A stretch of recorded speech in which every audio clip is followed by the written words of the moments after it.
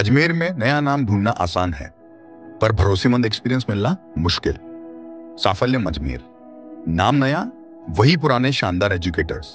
कोटा के 20 सालों का अनुभव अब अजमेर के सपनों को करेगा साकार। नीट की शुरुआत most experience and stable team के साथ। Saphalyam Ajmer, join today. If NEET, it's साफल्यम।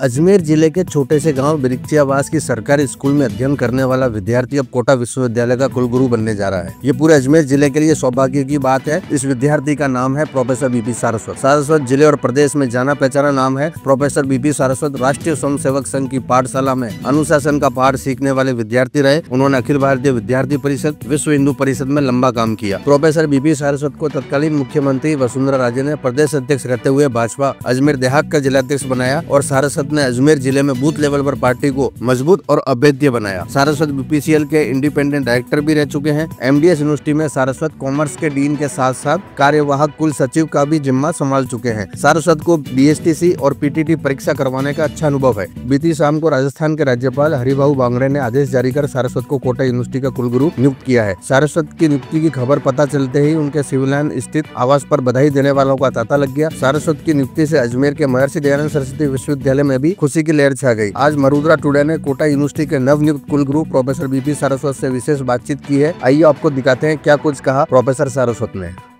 मैं सबसे पहले तो राजस्थान के महामहिम राज्यपाल और कुलाधिपति महोदय और राजस्थान के लोकप्रिय मुख्यमंत्री भजनलाल जी का आभार प्रकट करूंगा, जिन्होंने मुझे ये दायित्व देने का निर्णय लिया। और मैं भरोसा दिलाता हूँ सरकार को भी और राजभवन को भी और कोटा के लोगों को भी कि ये 3 साल का कार्यकाल जो मेरा है वो कोटा यूनिवर्सिटी को और ऊंचाइयों पर ले जाने के लिए है।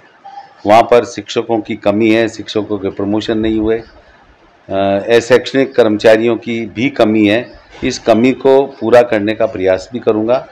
और वहाँ मूलभूत कुछ समस्याएं हैं, पानी की व्यवस्था थोड़ी सी ठीक नहीं है, उसको भी मैं जल्दी से जल्दी ठीक करने की कोशिश करूँगा। और हमारे देश के यशस्वी प्रधानमंत्री नरेंद्र भाई मोदी ने जो नई शिक्षा नीति 2020 का जो पालन करने के लिए कहा, लागू करने के लिए कहा है, मुझे लगता है कि वो जितनी लागू होनी चाहिए आज भी नहीं हुई है।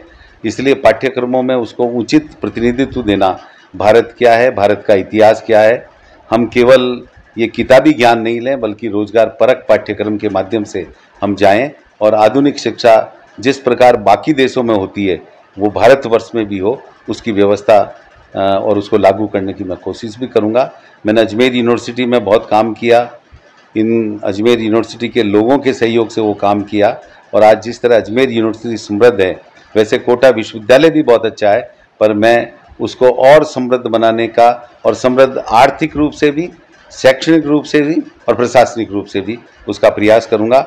मैं मेरे विचार परिवार को भी धन्यवाद देता हूँ जिन्होंने मेरे में भरोसा किया और ये काम मुझे सौंपा।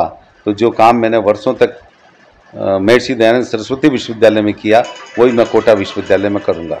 विद्यार्थियों की संख्या कोटा विश्वविद्यालय में काफ़ी कम है, उसको बढ़ाने के लिए क्या? कोटा विश्वविद्यालय के कैंपस में विद्यार्थियों की संख्या लगभग 1500-2000 है, पर चूँकि टीचर नहीं है, डिपार्टमेंट कम है और इसलिए विद्यार्थी नहीं आ रहे हैं। तो ये दोनों का काम करके इन 3 साल में वहाँ पर 5-4 हज़ार विद्यार्थी हो, इसका लिए प्रयास करेंगे। क्योंकि शिक्षकों की भर्ती आवश्यक है, बिना शिक्षकों के विभाग चलते नहीं हैं और जब चलते हैं तो विद्यार्थी उसमें कम इंटरेस्ट लेते हैं। उनको लगता है कि शिक्षक नहीं है पढ़ाने वाला, और जो डेली वेज पर, डेली उस पर आते हैं, पीरियड वाइज आते हैं, उनको वो जब परमानेंट कहीं नौकरी लगती है तो छोड़ के चले जाते हैं।